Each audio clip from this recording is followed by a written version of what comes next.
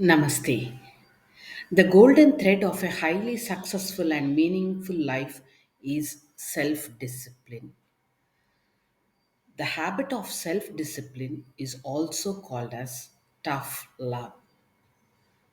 ఒక వ్యక్తి సక్సెస్ఫుల్గా అవ్వాలి అంటే దానికి కావాల్సిన మెయిన్ ఇంగ్రీడియంట్ సెల్ఫ్ డిసిప్లిన్.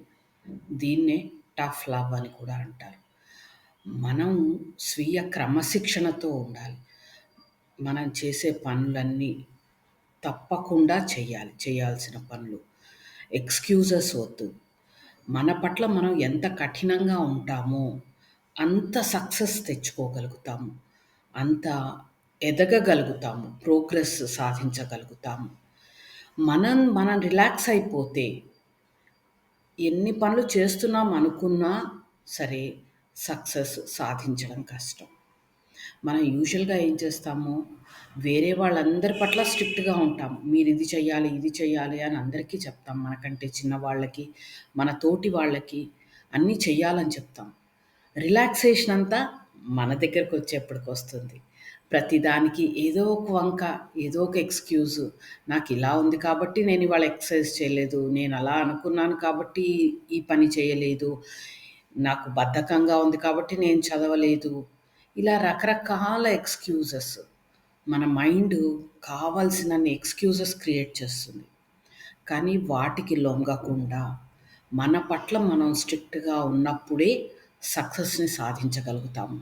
అది మెటీరియలిస్టిక్‌గా అయినా, స్పిరిచ్యువల్‌గా అయినా, ఎక్కడైనా ఈ టఫ్ లవ్ అనేది చాలా చాలా అవసరం.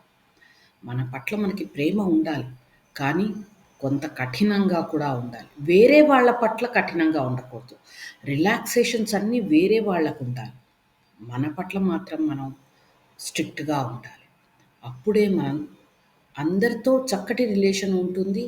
At the same time success కూడా సాధించగలుగుతాము. అది స్టూడెంట్స్ అవ్వండి, లేకపోతే ఇంట్లో రిలేషన్‌షిప్స్ విషయం కానివ్వండి, ఫైనాన్షియల్‌గా ఎదగడానికి కానివ్వండి, స్పిరిచ్యువల్‌గా ప్రోగ్రెస్ అవ్వడానికి కానివ్వండి, దేనికైనా సరే మన పట్ల మనం స్ట్రిక్ట్‌గా ఉండాలి.